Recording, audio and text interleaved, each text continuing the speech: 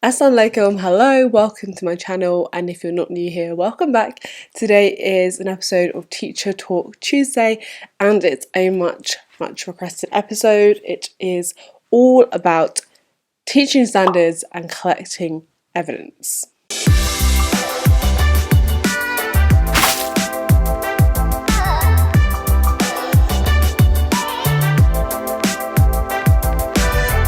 This is a topic that I honestly get a message about at least once a week, if not twice a week, by people who are training. And at the time that I was training, I also found it very difficult to get my head around at first.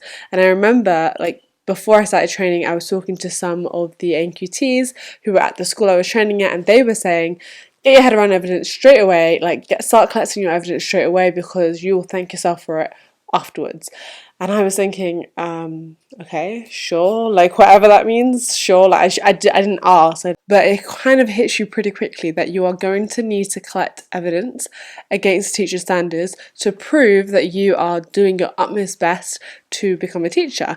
Now, the teaching standards themselves, and I have got my laptop open here to back me up and make sure this is as informative of a video as possible.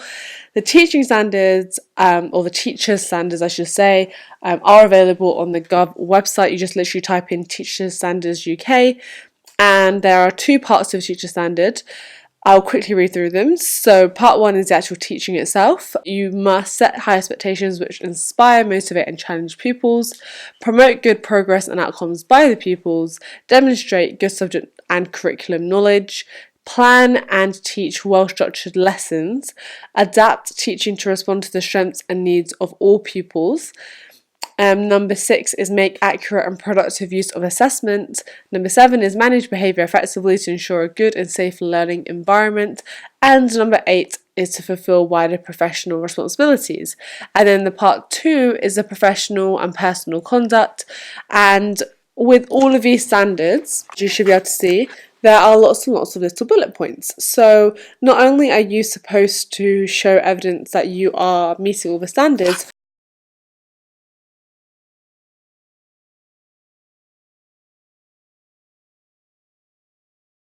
you're supposed to show evidence that you're meeting the sub-standards as well.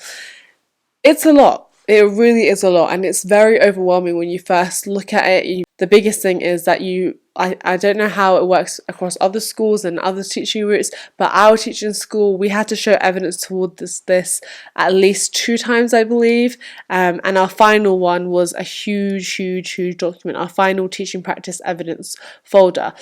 But I really did not utilize the internet as well as I should have, and if you literally type into Google Teacher Standards Evidence Example or Teacher Standard Evidence 2019, you will get an array of resources online, and that's the biggest thing I can say. If you're gonna click off the video now, then you've got the biggest tip that I can give you, is that you need to use the internet to your advantage. Use what other teachers have put out for you, different types of evidence that they've shown, use the different types of ways they've presented it, and it's now towards the end of November. You still have many months of teacher training to go, so get your head around it now so that when it comes to creating your final teaching practice evidence folder, you will have nailed that all basically. Literally off of Google now, I just downloaded from the website TES, and if you haven't signed up to that already, which I'm sure you have, but if you haven't, you really must sign up to it because it's an amazing website which has lots and lots of free and some paid resources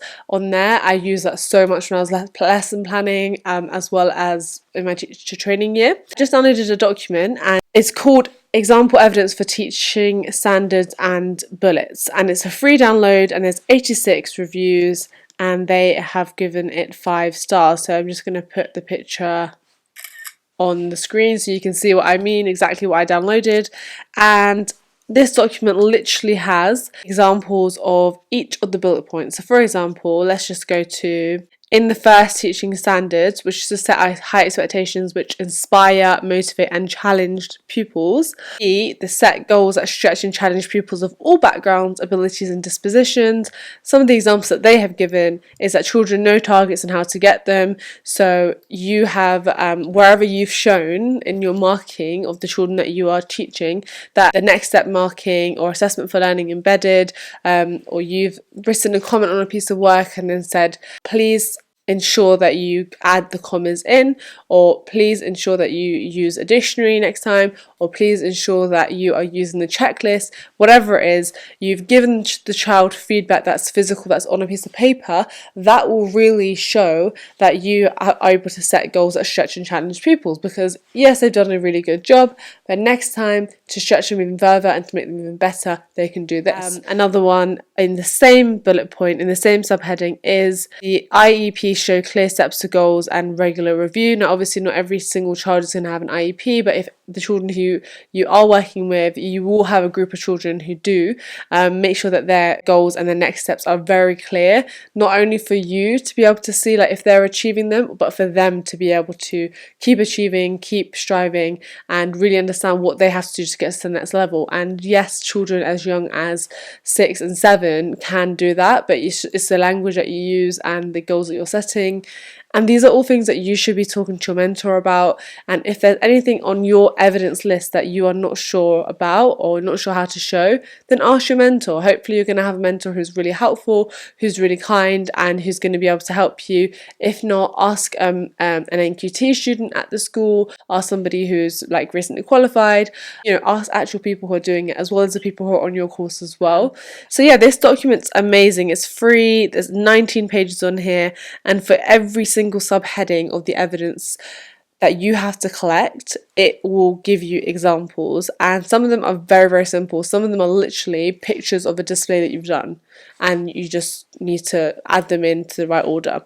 Now I'm going to quickly talk you guys through my final teaching practice document, and I can tell you that my final one was a total of 52 pages, and there is 13,319 words on here. Did I do the most? Probably. We did ours digitally as well, but I did it in a way that if I had to print it out, well, it was all here and I could then print it out, but I could also refer easily back to my document when I'm doing the end of assessment talk with the person who's assessing me, and I can show my mentor as well, like this is the evidence I've collected so far, etc, etc. The way I did it was probably a little bit extra.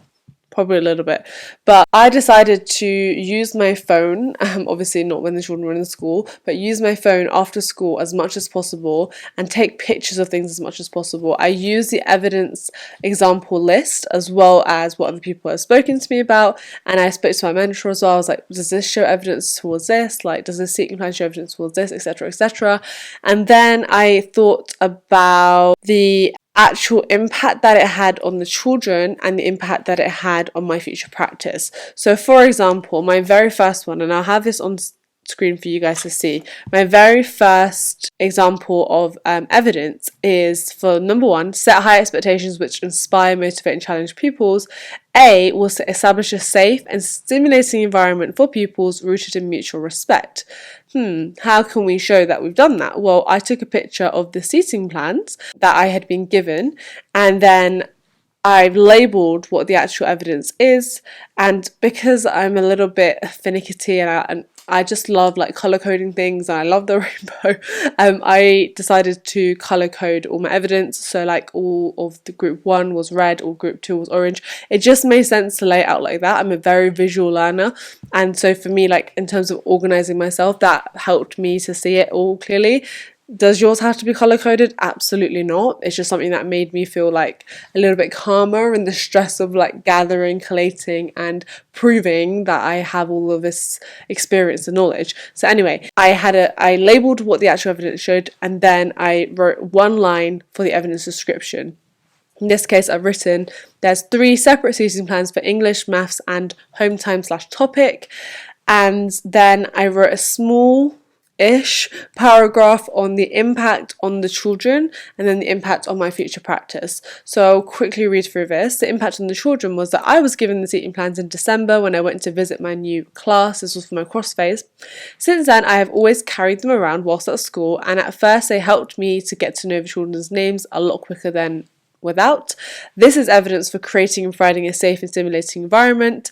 Learning their names as fast as possible and being able to plan through the use of the seating plans have provided the children with a safe and stable environment. I didn't come in and say to them, hello everyone, I'm your new teacher and I'm going to decide that you're all going to change your seating plan. You know, especially at the age of year 1, they're very rooted in their routine, and they do really need a routine at that age.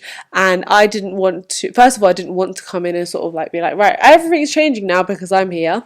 And secondly, I really wanted them to feel like this is still the same classroom, still the same environment, just as a different teacher who's with us today, you know. So I made sure that I really made a conscious effort to learn where each of the children sat. And so also when we were in different lessons, I didn't expect, like, for example, Joshua, who was sat right in front of me for maths, I didn't expect him to be in the same place for literacy because the seating plan showed that he was in a different place. So I always had it with me and it was a high priority to me.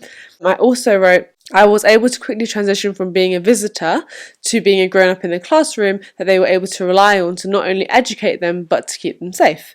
And then the second paragraph that I wrote was the impact on my future practice. So this is the first time on my course that I have worked in a classroom which has set seating plans. Seeing the positive impact of seating plans on the children, having a routine, giving them stability where they know where they will sit and are ready to learn a lot quicker than if they weren't given this. And finally, a seating plan does provide stability for the children and they are able to learn in a familiar circle of people, which minimises disruption. This has led me to the decision of definitely creating seating plans when I have my very own classroom, because I have truly seen and understood the benefits of them, especially when it comes to time saving, as giving out specific books is a lot easier when there is a plan. And I have to say that I totally did stick to my word in 2017 when I first wrote this. With both my classes that I've had since I graduated as a teacher, I have had seating plans. Every single half term they have changed depending on the children, of course, depending on how well I knew them.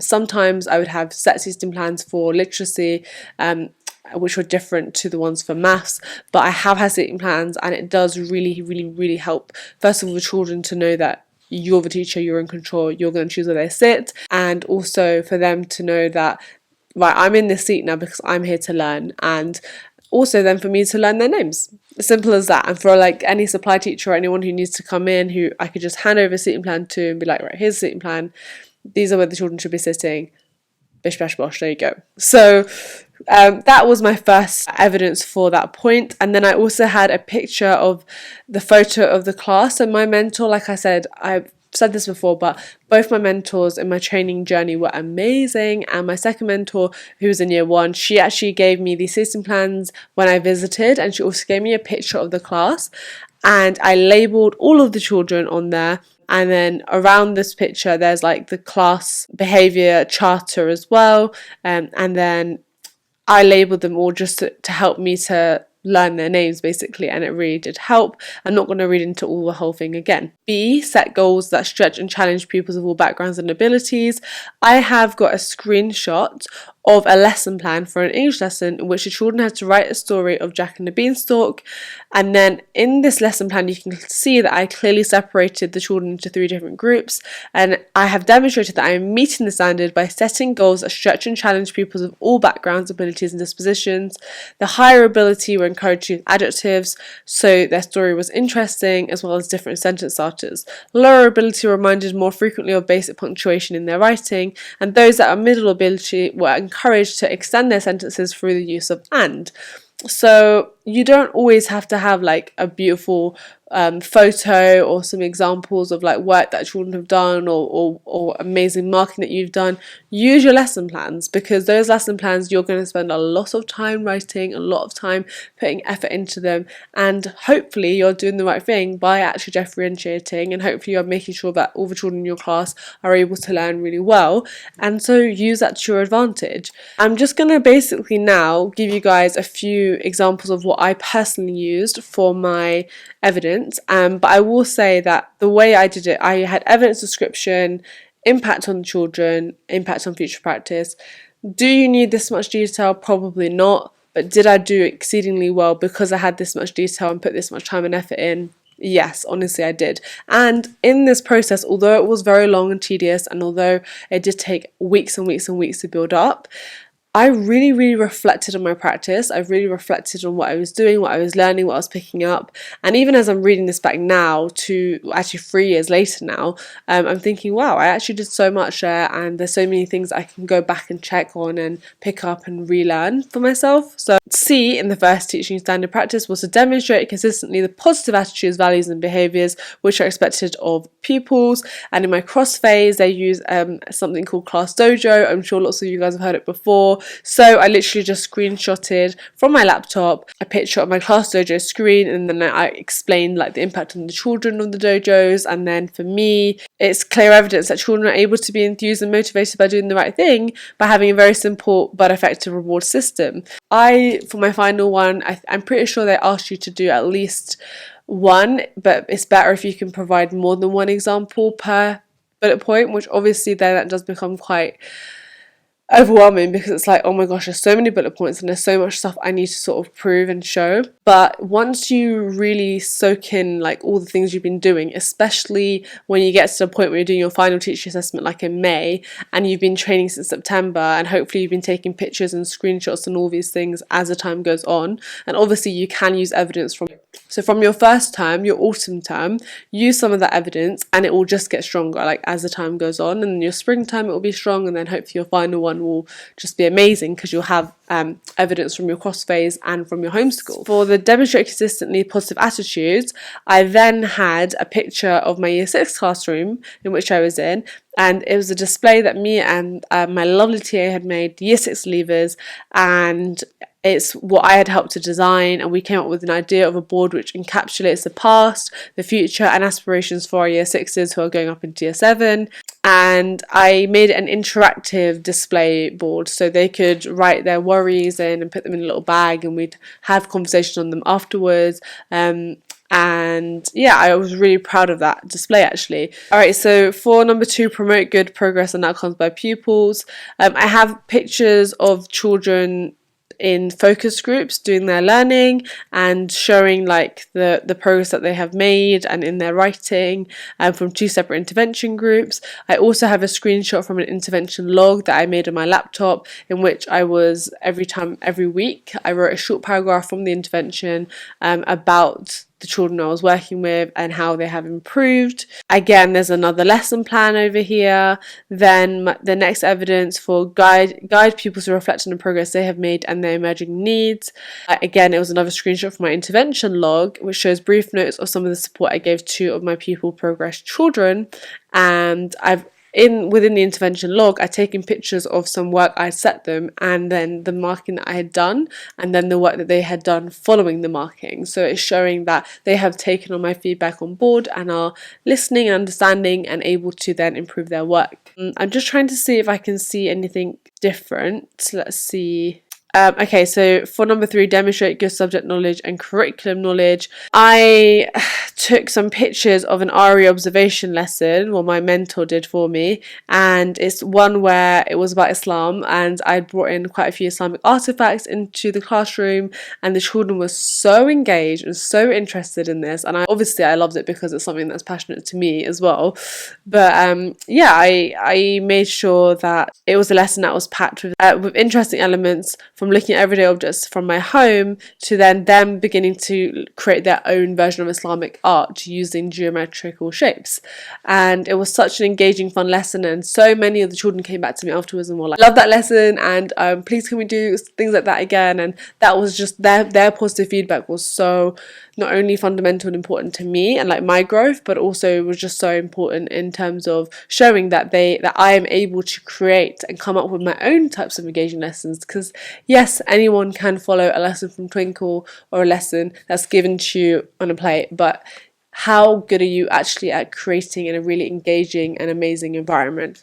So in one of the things that I did, letter C is to demonstrate an understanding of and take responsibility for promoting high standards of literacy, articulacy, and the correct use of standard English words, whatever the teacher specialist subject is.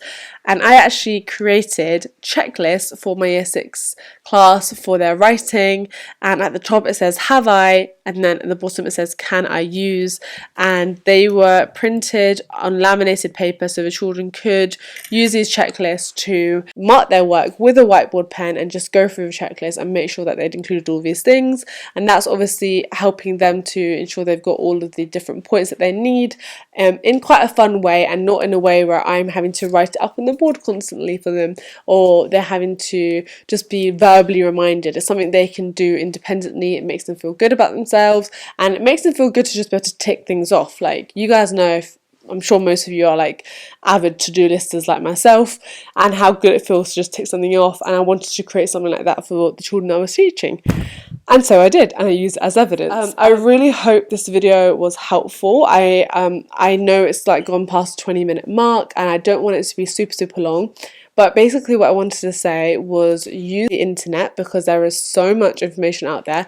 I will not be uploading my personal vinyl evidence file because it's got pictures of children in there, names in there, it's just, I wouldn't want to do that. But there are examples on the internet of people who have uploaded stuff and they don't have obviously pictures and things like that, so definitely have a look out for that. Think outside the box. Don't always think like, oh my gosh, I don't know how I could ever find an example of evidence for this. Chances are you can find evidence for which meets one standard which will also meet another. You just have to think about the wording of the actual evidence requirement, the standard requirement, and then think, right, well, how have I shown that? And yes, it can be very wordy, and yes, it will take time. That's the biggest thing I will say, is do not leave this thing for the last couple of weeks or the last week before it's due. It's something that it should be a working document that as you are going along, you are continuously adding to it. And does it have to look pretty and neat and color coded and all the rest of it? Absolutely not. Do whatever works for you. That's what worked for me. That's actually what helped me to get through it and do the whole thing. And everyone was super impressed, who was judging me and my fellow teachers around me and stuff. They were all really impressed with what I'd come up with. But there are much simpler ways to do it as well. So that's definitely, I'm not coming on here and saying this is how you should do it and this is how it's going to be amazing and you're gonna definitely pass if you do it just like me. No, there's way simpler ways to do it, and there's way simpler ways to get an outstanding mark as your final teacher training qualification, rather than doing all that. So hopefully this video has helped you. Hopefully it has alleviated some worries. If you have any specific questions, please leave them down below. I'd be happy to reply to them and have a chat with you. Don't overthink it. Don't panic. You have got this. You are amazing. You are choosing to go into one of the toughest careers in the whole wide world, and for that you deserve a big pat on the back. I hope you guys are doing really well. Make sure you subscribe if you enjoy this video. Make sure you share it with all of your friends who might be training to be teachers or thinking about training to be teachers. And if you enjoyed this, definitely come back again on a Tuesday. Maybe not next Tuesday, but on a Tuesday, because there will be more teacher related content on this channel, as well as some beauty and style and vloggy bits on the rest of the days of the week. Thanks so much for watching. I will see you later. Bye guys.